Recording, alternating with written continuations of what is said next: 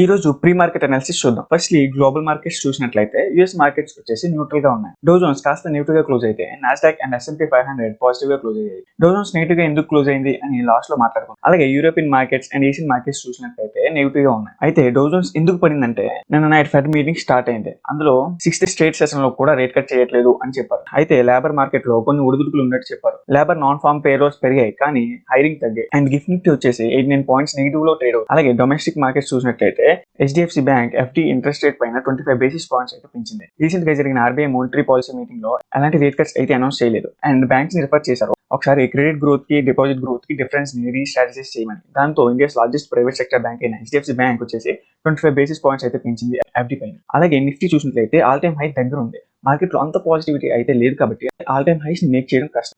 So పైన 23,370 అనేది resistant గా చూడాలి. అలాగే గ్లోబల్ సెంటిమెంట్స్ నిఫ్టీ నెగిటివ్ తో మన మార్కెట్స్ కూడా నెగిటివ్ లో ఓపెన్ అవుతాయి.